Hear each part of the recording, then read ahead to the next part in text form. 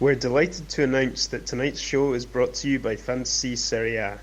Head to fantasyseria.com and use an in-game budget to build your ultimate team of Italian football stars in one of the most popular fantasy football games online. You can take on friends, fellow Laziali or other Calcio fans from your country in a selection of leagues throughout the season. Welcome Laziali all over the world. Welcome to another episode of Lazio Lounge. I'm Vittorio Campanile. With me, as usual, Alasdair McKenzie. Alasdair, I'm not gonna make you ask you question about your fantasy football performance because I know it's terrible. So let's go. First of all, a big thanks to Sean McNeil. I hope I pronounce it right. The new Patreon of Lazio Lounge. I remember everybody. Patreon.com/Lazio Lounge. Membership starts at $2 a month, so it's less than a cappuccino a month just to support the show. With $10 a month you get access to our weekly video. This week I did video review of Lazio Primavera beating Pescara 2-1. Alasdair, we are top in the league in Primavera Serie A this year, so big surprise, a lot of young talent, really promising in Lazio Primavera. So if you want to know who is the next big thing in Lazio, you can check my video because I talk about these players, and tell me if you like it. We can do it as a regular show every week talking about Lazio Primavera. Be careful because Armini is really a good player. Alasdair, instead of talking about Primavera, let's talk about Lazio-Parma, because after two bad defeats, Lazio finally got the 3 points.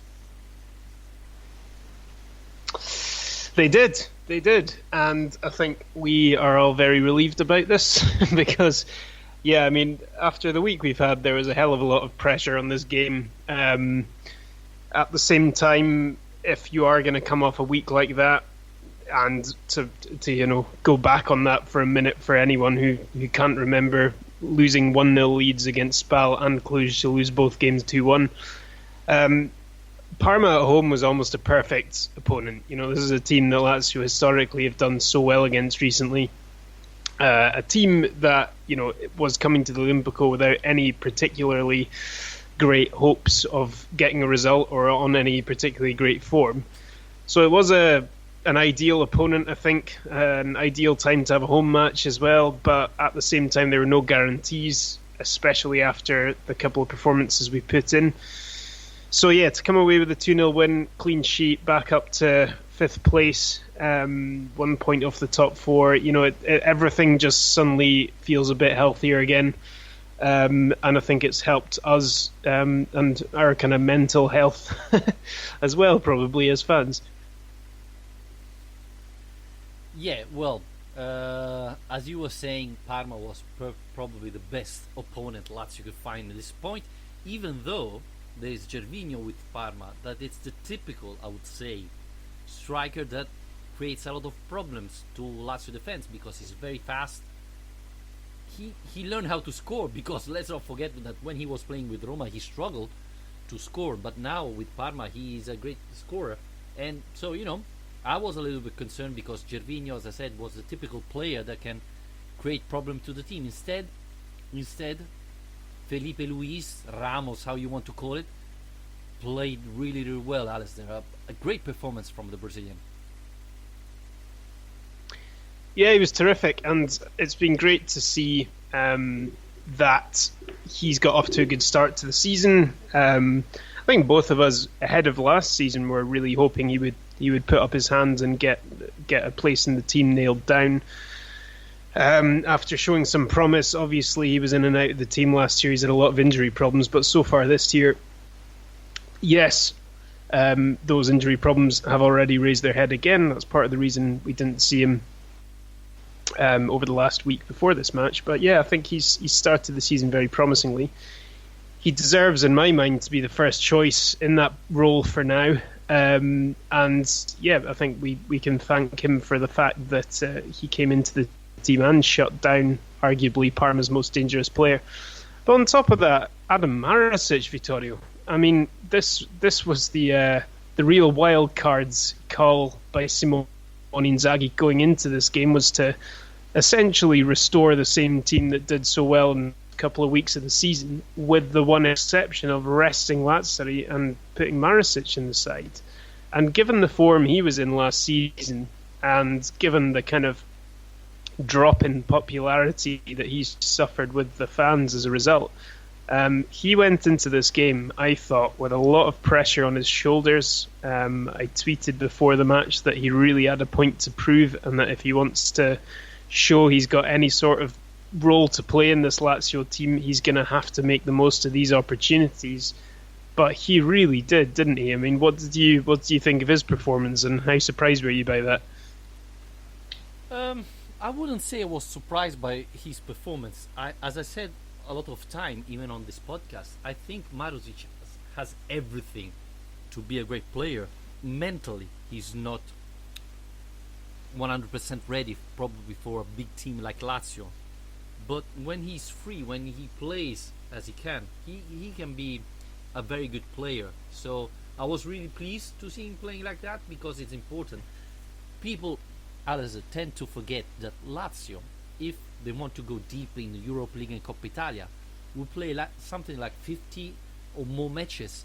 You cannot pretend Lazzari to play 50 matches, 55, I don't know how many there are. All of these matches, and all at good level. There need to be someone coming in and give him a rest.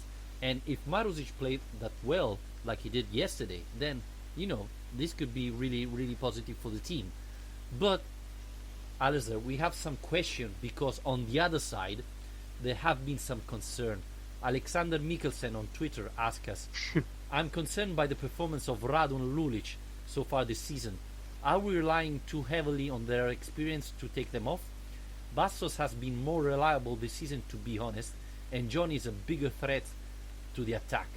Alasdair, let's not talk about Bastos, because we already know your thought, but what's your answer to Alexander? Yeah, well, I mean, has there been a podcast so far this season where this hasn't come up? I don't think there has. But no. I mean, people are really getting on the case of Radu and Lulic this season. Look, I don't think that they are the players that they once were, but I also don't think that they are single-handedly responsible for everything that's gone wrong in the last week and any flaws that there are in this Lazio team. What I do think is that they probably don't deserve any more to be the kind of unequivocal first-choice starters that Inzaghi appears to still view them as. I think Radu's position, like that comment you said mentioned, is under threat from Bastos, who has, on the left side of that defence, really put in some decent performances. And that would be one of the interesting ones to look out for leading up to the Inter game on Wednesday, is whether Bastos is selected in that match. I saw earlier that he's actually been picked in 3 of the 4 times we went to San Siro last season to play the Inter Milan. Bastos was chosen from the start. So Inzaghi isn't afraid to pick him in those big games. And yeah, with Lulic, I think it's probably, in my mind, it's only a matter of time, because he's the club captain, obviously. He's put in great service. And he's reliable in the sense that you kind of know what you're going to get from him. But I think he's beyond the point now where he's ever going to put in a game-changing performance or really make the difference for us crucially in a way that a player like, say, Johnny might be able to. I think the one thing that's in his defence at the moment is that Johnny's not quite ready. In Inzaghi's mind, at least, he's not quite adapted to the system yet. Bear in mind, again, I've said it before, but this is a guy who was playing as an out-and-out winger before at Malaga, and he is adjusting to a wing-back role. I think that this defence needs a bit of protection, and Inzaghi probably wants Johnny to be able to improve that part of his game tactically first before he's put in every week. But yeah, in my mind, I think the start of the season, it's not really told us anything we didn't already know.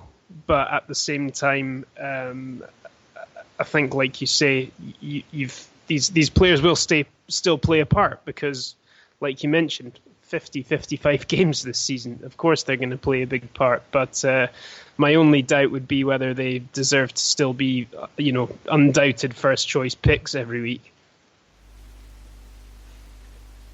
Yeah, and this brings me to another consideration I was making. Against Inter this Wednesday, I would be happy to see Inzaghi playing Bastos on the left, Acerbi central, and Ramos on the other side. I thought this would be the best defense.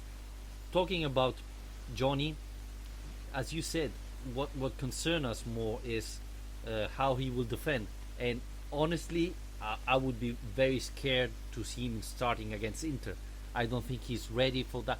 He could be ready. We don't know, to be honest. Well, Inzaghi probably knows it. But yeah, I would be surprised to see him starting. And this, Alasdair, brings me to the problem that Inzaghi has. When you come from away, from abroad, you usually, even if you're good, you usually start only from December, not earlier. Let's not forget what happened to Correa last year. Even if every time he was coming in, he was playing very well. By the way, on our Facebook page, facebook.com/Lazio Lounge, Brian David asked us the same question pretty much. Radu has gone so slow and sloshy. Maybe it is time to move on. So we answer even to you, Brian David. Thanks for your questions, Alasdair. It looks like Radu and Lukaku, Lulic will have a very long season if they don't do something special. But Ali Al Okwab, I hope I pronounced it right. When will Inzaghi show us diversity and adopt different formation? Alasdair, what do you think about that? Never, probably. In all honesty, I mean, Inzaghi's very much determined to persist with his 3-5-2 system. He thinks that there are enough different ways of using that system to have an answer to almost any game and almost any opposition. And he's repeated time and time again that it's not really so much a question of systems or formations, but about the application, about the way that the players go and perform on the pitch and the way that they understand the system that they've been laid out in. So I really can't see Inzaghi. I think if he's lasted this long without changing his formation, in a drastic way, in terms of switching to a back four, for example, which a lot of people have cried out for over the last year and a half, I can't really see him doing it now. I mean, we had a similar question on Twitter again. Matty Lewis said, how do you think Inzaghi should look to set up the team to play Inter? Will he opt to go against the grain and try and outsmart Conte tactically by changing shape? And I thought that was quite an interesting question, because it made me think back to Inzaghi's first full season, Vittorio, when he kind of did do things like this, perhaps not so drastically to switch to a 4-3-3 or anything, but maybe change to a 3-4-3 or a 3-4-1-2, and there was a lot more tactical flexibility in Inzaghi's side in that early time of his period in charge of the club, but we see that less and less as time goes on. But then again, the players should be a lot more settled in the formation by now. But so in my mind, I can't really see it happening anytime soon. I don't know if you agree, Vittorio. Do you think he's going to switch to a 4-4-2 for Inter this Wednesday? I think it's going to be very tough. But, when you said that, I remember the derby, the second derby Lazio played with Inzaghi as a manager against Spalletti, and Lazio for the first time played 3-5-2 with Lukaku playing after a long time he didn't play, and that surprised Spalletti and Roma, and was one of the reasons why Lazio won that match. Now I don't think it's gonna happen this Wednesday, so I don't think. But talking about the starting 11, I said already my defense, how I would play. So pretty much Bastos instead of Radu. Probably Lazzari back, even though Marusic deserve another chance, I would keep the same midfield because, as I said, I don't think Johnny is ready for a big match like that. I didn't like Correa yesterday, Alasdair, to be honest. So I don't know. Maybe I would try Caicedo, Immobile against Inter. What's your thought? What would you change? Well, the first thing I would do, despite his performance, is reinstate Manuel Lazzari. He's going to start at right wing back. I have no doubt about that. I agree. I think Bastos coming in on the left side of defence would be a good call, because not only because of the doubts we've just talked about with Radu, but also the fact that he does offer something different to Radu. You know, Radu's trusted within this system because he's better than Bastos at contributing to the build-up of the attacks, to the playing out of the back system. He likes to raid forward and put crosses in the box more than Bastos does. Bastos prefers to just smash 25-yard shots into the top corner. But Bastos has got that kind of athleticism, that speed, that physicality that really has helped Lazio out in the past in these games, especially when we've been kind of defending on the counter. And against a team like Inter, who have a very quick, athletic front line, I think Bastos might be better suited to trying to nullify those strengths of Inter's than Radu will. In terms of Correa, though, I'm not sure. I find this a funny one, because I thought that Correa was okay yesterday, but he didn't particularly impress me, and didn't particularly make me think he'd had a bad game or anything like that. But then I saw this piece come up online earlier talking about his statistics from that game, and I'll read some of them out to you because I did make a note of them. So he took the most shots in the game with 7. He created the most chances with 3. Well, that was actually level with Immobile and Alberto. He won the most duels with 10 and completed the most dribbles with 5. So on a statistical basis, it's quite hard to argue that Correa didn't have a good game in terms of at least trying to make things happen. I think so often with him, the issue is that he's very willing to try and make things happen, but occasionally isn't quite capable of making the right decision at the right moment at the end of it all. But against a team like Inter, I would still keep him in the team ahead of Caicedo, to be honest. So for me, it would just be a case of Bastos for Radu, Lazzari for Marusic, and keep the same team otherwise. Even though Marusic played very well yesterday, and he can make a big difference. But yeah, I don't think Marusic will start Wednesday, unfortunately. And, we still have to say that Lazzari has played well this year so far, so we cannot be happy about Lazzari at the moment. Massier on Twitter, I don't know what to think about this team. They could have won every match from start. Our key players are in a good shape, but something is missing. Mentally, concentration, greed. Alasdair?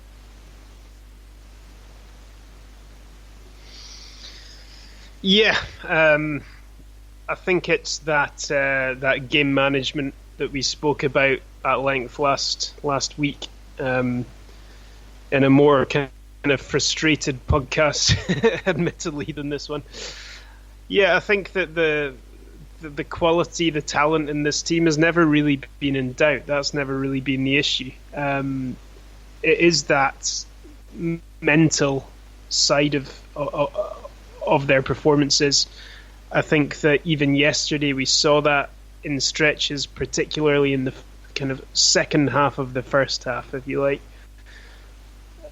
Lazio taking an early lead in that game was the best possible start, obviously, but then they just already appeared nervous. I mean, it was obviously playing on the mind of all the fans in the stadium.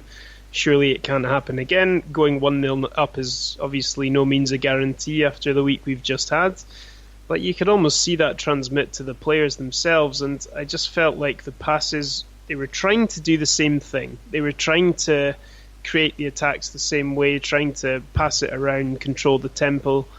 But it just wasn't as convincing. The passes were going astray, none more so than Luis Felipe's one, which almost went into his own net, which would have been a bit embarrassing. Thomas Strakosha was forced into an absolutely terrific save on Roberto Inglese at that point as well, and that could have changed the course of the game if that had gone in. And I think that ultimately, that period tells you everything you really need to know if you haven't already learnt it from the two results before this, that Lazio are as capable of mentally collapsing during a game, of lacking any sort of game management, decision-making, composure, leadership, as they are of blowing teams away. And they are very unpredictable in that way.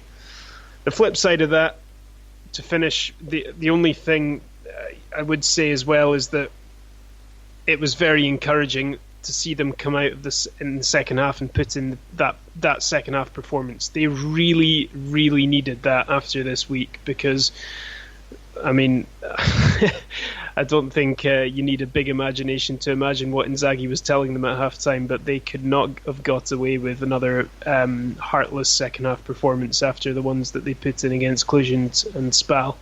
So it was good to see them go out. The second half, for me, was probably more controlled than the first. They got the second goal eventually. Alberto obviously hit the post from the corner. There were a couple of good chances beyond that. It could have and possibly should have been a more comfortable win than it was in the end. But crucially, in that second half, they really restricted Parma to barely creating anything of note. And I think that was a really encouraging sign that the big difference from the games leading up to this was that this time Lazio were capable of coming out in the second half and seeing the game out and improving on the lead that they already had.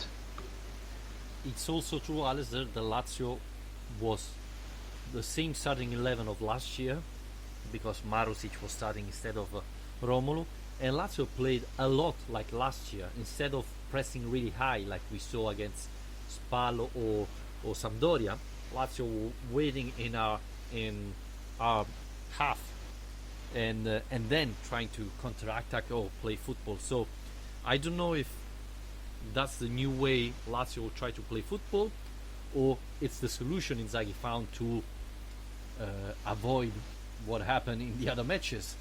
So I think it was a different Lazio, and maybe this type of football helped the defense have allow less chances to the other team. So maybe this is one of the decisions Inzaghi took to improve on the defense. Damnit Carl on Twitter asked us, what roles do you see Lazzari and Vavro playing for the club this season as two of the newcomers?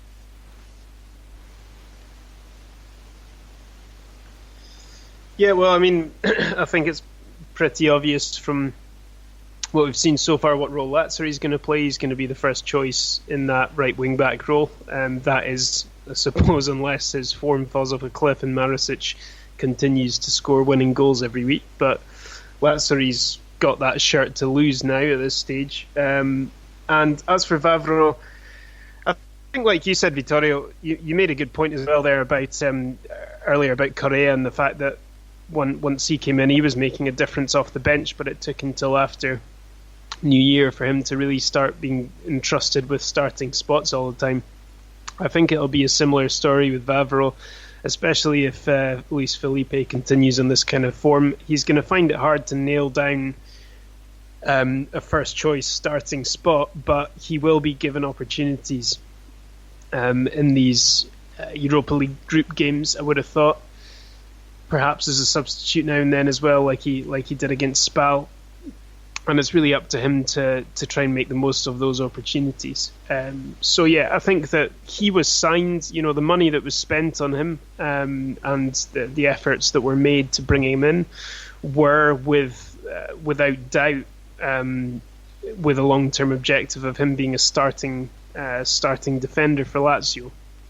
But there's nothing wrong in my mind with making that adjustment, giving it the time it needs and letting him adjust to Serie A, make make the right adaptations, and don't put him in a position where he might make any catastrophic errors that could hurt his confidence or anything like that. So I think we probably will see more of Vavro as the season goes on, but for now I think he'll probably be more of a rotation option in my mind. Yeah, I think that Vavro, especially if Ramos play like this, you cannot take him off. Even though last year Inzaghi did it, so everything can happen.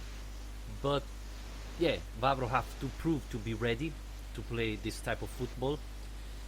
And I wouldn't blame Vavro for the defeat against Cluj, but I would say that Vavro didn't help. That's for sure. So.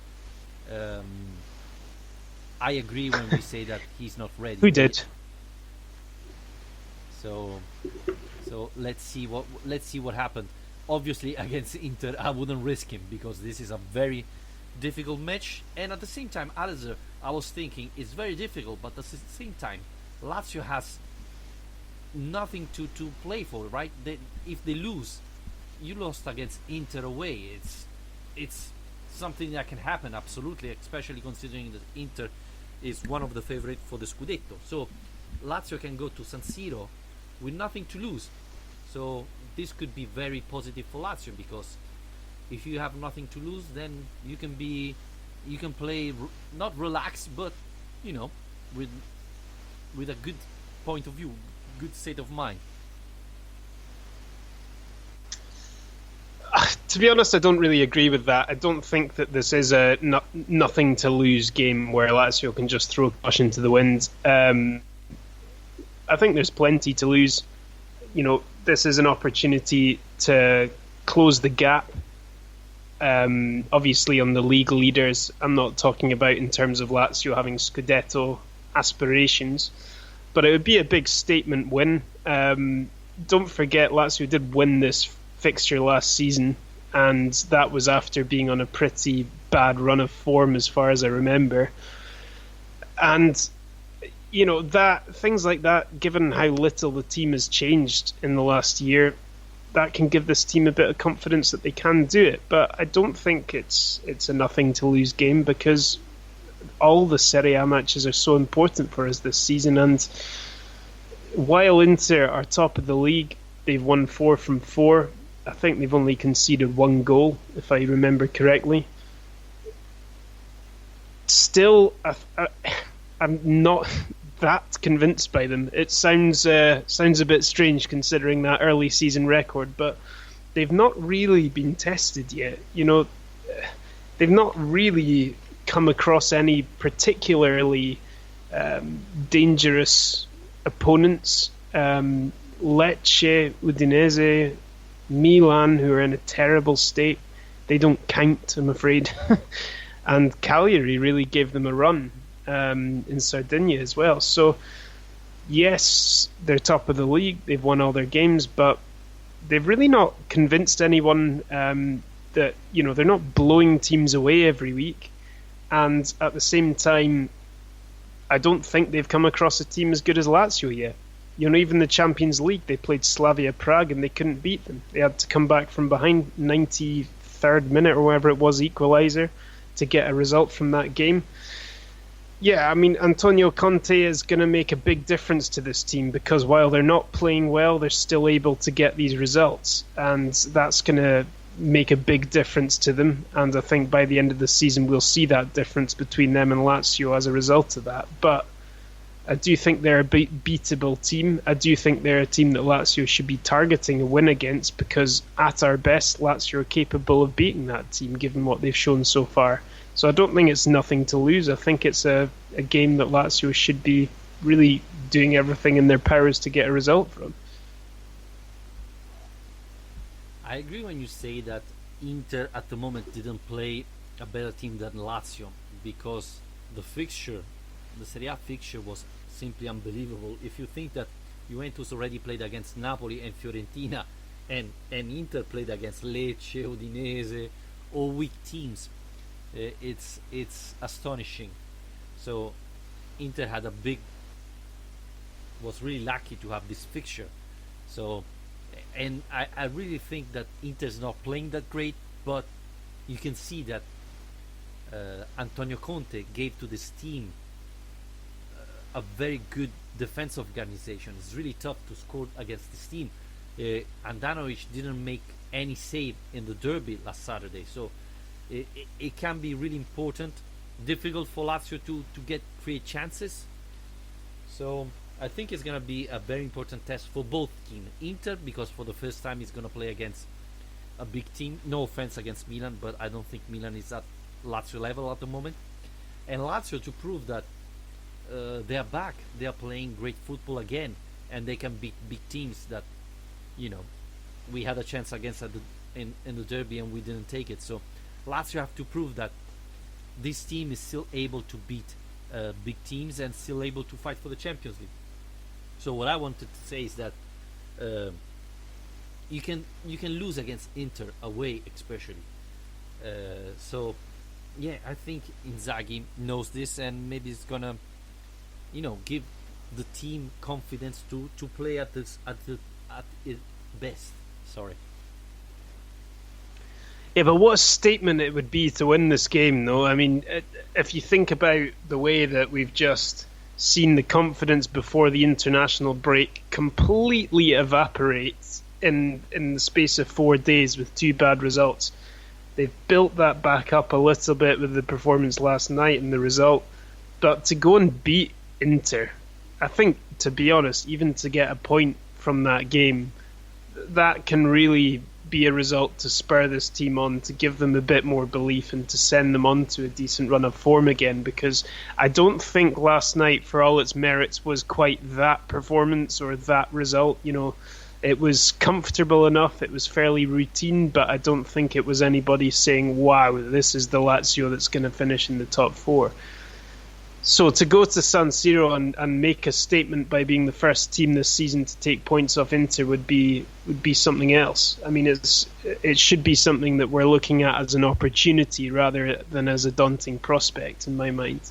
And I've no doubt that this team's got the ability to do that. I mean, I said after the Spal result last week, and I stand by it, that losing to Spal, I don't think that makes Lazio any less likely to beat Inter. It's a strange thing to say about any team, but it's just so true with Lazio because this team is so unpredictable, and their kind of brain farts that they have on the pitch one week don't necessarily mean that they won't go and put in a very mature performance the next week. So if you think back to that 1-0 win last season, very well managed. I think this game will be a lot about how Lazio, they just need to stay in this game. There's no hurry to open the scoring. We can just try and keep things tight, remain comfortable, let them have the ball if they want the ball, try and hit them on the counter, that's fine. If they're going to allow us to keep possession, let's just not take any unnecessary risks. Let's get this game into the last half an hour and see what happens. I think this is one that Inzaghi, there's a lot of us will have our gaze trained on Simone Inzaghi for this one, how he faces up to an Antonio Conte in the tactical battle, because it's a big opportunity for him, I think. Yeah, it will be interesting to see how it goes, and especially if Inzaghi outplays Conte, which could be, a big news for us, and maybe to Inzaghi to prove that he's a top manager now. Before making you answer to Ramiel Gendi question, I just found out that Bruno Jordao is playing for the under 23 of Wolverhampton. I thought he was in the first team, and he scored today. Wolves drew 2-2 against Arsenal thanks to Bruno Jordao's goal. So how bizarre, they paid him so much and he's playing with the under 23. There's something strange here. But Ramiel Gendi is asking, is Immobile's frustration or reaction after being subbed an example of what the dressing room is like these days?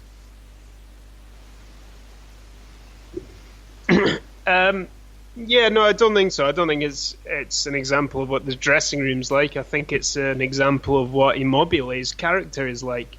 This is a guy who wants to be out there every minute of every game. This is a guy who has a real thirst for goals, and I think, to be honest, it didn't surprise me that much that he was frustrated by being taken off, because he had already scored an absolutely fantastic goal. And the other thing that's been overlooked a little bit is that Roberto Mancini had actually made the effort to come down to Rome and watch the game from the stands last night. If you look at that, those two teams on the pitch, who do you think he's watching? He's there to watch Immobile, he's there to watch Acerbi. And Immobile loves playing for the Italian national team, and he's got a real point to prove with them, which he has started to prove again, having scored in his last match. So I think he was probably just a bit pissed off to be taken off when he was having a good game. He'd scored a good goal and the game wasn't over yet. It was still 1-0 at that point, and I think we can all understand that. I don't think that there's any anger that shows some sort of disaffection in the dressing room, that it's being torn apart. Look, him and Inzaghi already had made up by the time that Inzaghi stepped into the press conference room after the game. I mean, that's one of the things we've complimented Inzaghi for in the past, and I'll do so again, is that he's very good at managing these situations. Do you remember last season, I think it was, with Senad Lulic did a similar thing, bad reaction to getting substituted. There's never any sort of kind of egotistical melodramas going on off the pitch, because they get wrapped up very quickly. And Ciro has apologised publicly since this happened. I don't think there's any real issue here. I think it was simply just a case of a player wanting to prove a point to his international manager and wanting to get another goal, because he's on amazing form at the moment. I think one of the important things to remember is Ciro Immobile wants to score, and he could feel that Lazio was going to be able to have another chance to score another goal with him on the pitch, and so this means that he could have scored another goal. And so, you know, when you have this sensation, you never want to leave, because maybe tonight I can score a hat-trick. Let's not forget that last time Immobile scored at the Stadio Olimpico, not on a penalty, was like November of last year, something like that. So it was a long time since Immobile didn't score at the Olimpico. So, you know, maybe he wanted to score more than one goal, and he felt he had the chance. And I agree, because Parma, especially in the second half, Lazio was playing much better, and Parma was struggling. So, you know, when you're a striker, you understand the situation. You think, well, in the second half I can score a hat-trick probably. So instead he'd been sub early. Obviously it makes sense, because there's Inter on Wednesday and you want to keep Immobile fresh. He needs to play against Inter, so it makes sense what Inzaghi did, because, and I see some people on social media complaining, but and Inzaghi could understand that the match, even if Lazio was still only one goal ahead, that Parma was struggling, that Lazio could have closed this match even without Immobile, and so it was time to save him for Wednesday. So yeah, I wouldn't make too much a fuss about this, and it's always good to see players not happy to get out, right, of the pitch. It proves that they really want to play, that they really want to give everything for this team. Yeah, I think you can read it as a good thing as easily as you can as a bad thing. It's passion, isn't it? I mean, I had some people come back to me when I tweeted about this happening during the game, saying that it's a good thing to see. You know, some people like to see that from the players. If you're pissed off to come off after during a game, then that means that you want to stay on the pitch and show what you can do. It doesn't necessarily mean a lack of respect for the manager or anything like that. I mean, it can come across that way, which is why he's apologised about it. But yeah, I mean, look, this is Ciro Immobile. The guy is on fire at the moment. He loves scoring goals, and he was hungry to do more. I think you make a good point in that he would have believed he had the opportunity to get more from that game, given the way that the game was going at that time. And yeah, possibly he would have. Who knows? But yeah, I don't think it's anything to worry about too much. I think it is something. You know, these moments are something that can be made a lot more of than necessary. Something I wanted to pick up on in terms of the questions we've had, Vittorio, just to move on to something else, was that we've had a couple of these kind of questions, actually. First, I'll bring to you from Facebook, from Giacomo Colorullo, who says, Strakosha is something we don't think about as a weak link, but he is. If the defence holds the other team to barely nothing, we're okay. But I'm nervous every time he has the ball at his feet, and we've seen many times a team home in take one shot and get one goal.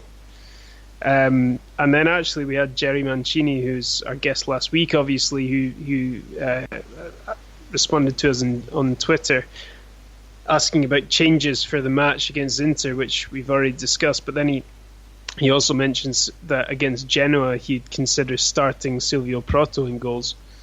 So what do you reckon about the goalkeeper situation? Are you worried at all about Thomas Strakosha's start to the season? Is this something that we need to be thinking about more? Honestly, I'm more concerned about my fantasy football team than Strakosha, to be honest with you. As I said often, I think Strakosha is a very good goalkeeper, one of the best in Serie A. He made a mistake against Cluj, yep, absolutely. He made an unbelievable save yesterday, yes, absolutely. And he made it even in the past against Sampdoria, etc. So I don't think he's the weak link of Lazio defense. He's still very young. He's gonna make mistakes like everybody, but I'm quite confident. Talking about Proto, yeah, I think he should be playing more. Inzaghi said he doesn't like to have a goalkeeper for the Serie A and one for the Cup, but I think if you have a goalkeeper like Proto, he should be playing a little bit more. I'm always concerned about Guerrieri because I think he should start playing somewhere. And staying at Lazio like this, I don't think he's gonna have that much chance. But I think Proto should start playing in Europe League, or maybe against Genoa could be a good option. Even though, let's not forget, every time Lazio plays against Genoa, something bad happens. So we have to win that match. Yeah, I'd be very surprised to see rotation in that game, in terms of the goalkeepers.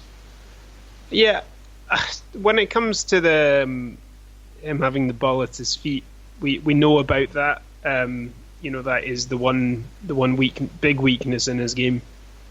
I think the thing that disappointed me yesterday was when that Luis Felipe back pass almost went in. He managed to recover and get back to save that quite well, but then he just panicked and lashed a clearance away, and it actually fell straight into the path of another Parma attacker who squandered the opportunity they gave him. But yeah, the ball with the feet issue is a big one. I think another thing that's raised its head recently, which perhaps we've not spoken about enough in the past, is some of his decision making, his assertiveness in the box hasn't always been the best. He made a bad mistake, like you say, for that Cluj goal. Last night, though, there was another moment where it was a similar one, a kind of big high-hanging ball inside the box, and almost, the Lazio defenders almost kind of stopped even bothering to challenge for it because they were so sure their keeper was coming, but he stayed on his line. And it was actually, that failure to take control of the situation provoked a big reaction from the crowd, who made a lot of noise about how they felt about Strakosha not coming for that ball. So I think there are he's not the perfect goalkeeper, because there are these things that he doesn't get better, but I don't think we should glorify the other options that we have available, like Proto or Guerrieri or whatever it is. Strakosha's made some incredible saves, including the one against Inglese last night, which was, that was a top save, rushing off his line, closing down the angle. Can I say something about Strakosha? Who passed the ball to Luis Alberto before he made the assist for Immobile? And it was a 45 meters pass. It was Strakosha, and it was a perfect pass. Now we complain about Strakosha with his feet because we often forget when he does things good. That was a perfect pass, and people still say, Strakosha with his feet is not good. No, I think we have to remember even the positive things, and he did really well yesterday because without that pass, probably Luis Alberto wouldn't make the assist for Immobile. And the other thing, the thing you are talking about in the second half, I think he didn't come out because it was a Lazio defender who kicked it, and so he thought, and I have the doubt, to be honest with you, that he couldn't go out and grab it because it would be a free kick for Parma from inside the box, because it could have been considered a pass from defender. So sometimes people make mistakes like that. So I still rate very high Strakosha, to be honest, and I think there are worse goalkeeper than him. Yeah, of course. I mean, don't get me wrong. I'm just pointing out that there are weaknesses in his game. I think that, yeah, you're right. I think that perhaps the one you point out there to Alberto is a good example. Perhaps that Lazio fans aren't good enough at giving him credit for when he has done things well. I think he has improved that side of his game a little bit. I still think it's the worst part of his game, but I don't think he's a disaster with his feet in the way that he sometimes has been. It's just quite obvious when he gets things wrong, because if you try to play a kind of cross-field 40-yard pass and it goes out of play, it's a difficult pass even for an outfield player to make in the first place. So it does get kind of pointed out a lot more easily with a goalkeeper. I still think he's obviously the best option we've got, and he's saved us a lot of points over his time in the Lazio goal as well. So basically in response to that comment, I don't think I do agree with Giacomo about him being a weak link. I don't think he's a weak link because I think he's saved us a lot of points from his ability to save these shots. I think he's saved us a lot more points than he's lost us. Although he makes a few mistakes with his distribution and he's perhaps not as assertive as I'd like sometimes in his box, he very rarely makes catastrophic mistakes. So that's something worth bearing in mind as well. Yep, Alasdair, before we finish this podcast, unfortunately we have to talk about a fantasy football league. I know it's quite complicated for you. You're not sounding so upbeat this week, are you, Vittorio? Well, I still have Rabiot in my starting 11, so things cannot go very well at the moment. But I will remember this week to changing. We have La Stella with Marcello Lippi. This is completely unfair. Top of the league with 311 points, followed by Persian Lazio, Watch Night, 100 Zor, Nerazzor, and so on. I'm number 12, Alistair McKenzie, and Rami Algendi is just behind me with the same points, so I have to be really careful. While Marco Van Bastos is, fighting for the relegation, so you have to be careful. Plucky relegation survivors. Yeah, but you can tell how competitive a league it is that we have a World Cup winning manager at the top of it. So if that's not an incentive to get involved, then I don't know what is. Yeah, absolutely. Even because just getting in, you're probably going to pass Alasdair. So, it's not very hard to be above Alasdair. So come on, guys. Just join us and have a little bit of fun. I can't wait for the podcast when I overtake you. I think it'll never happen, but who knows? Do you have other question, Alasdair? There's something else you want to talk about? Well, one final thing, because it's a bit more light-hearted than all this analysis and so on. Ben Thomas wrote to us, can you make 2 evenly balanced 5-a-side Lazio teams? And who would win? But I don't know if he was talking about of all time or if he's talking about the current Lazio. If you're talking about the current Lazio, I think you could. I gave it a go. Do you want to hear my teams? Yep. Okay, so one team has Strakosha, Luis Felipe, Milinkovic-Savic, Manuel Lazzari, and Ciro Immobile.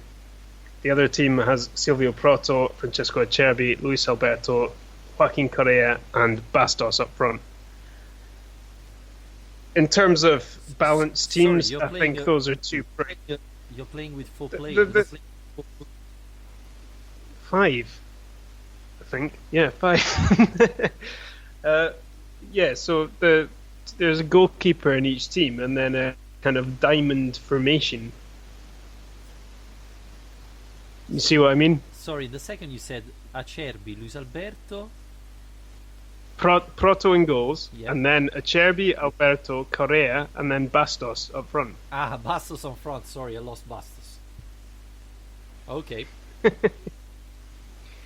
And then clearly the team with Bastos up front is the team that wins. But I think those are fairly competitive teams. Yep, I agree. Mine would be Strakosha, Acerbi, Ramos, Luis Alberto, and Immobile. That would be one. The other one could be Guerrieri, because I want to see him play. Bastos, Vavro, Milinkovic-Savic, Correa. You can tell that you're the Italian having 4 defenders in your 2 5-a-side teams. Well, you played a 2-2-1. 2-2. I don't like diamonds in 5-a-side.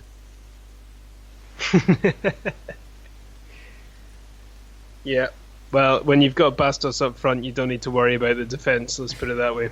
You don't need to worry about nothing with Bastos.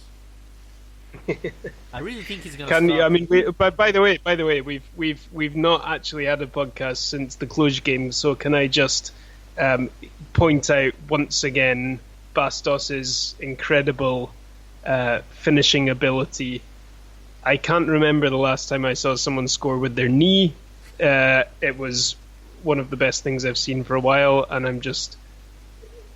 I think it's one of the reasons I was so angry after that result was that what would have been a wonderful moment to celebrate another iconic Bastos wonder strike was let down by the rest of the team. People can understand you are Scottish because you said that it was a wonderful goal and he scored with a knee. You must have seen much. Bastos it's too easy for Bastos by now that he is now trying to score with every single body part before he leaves the club.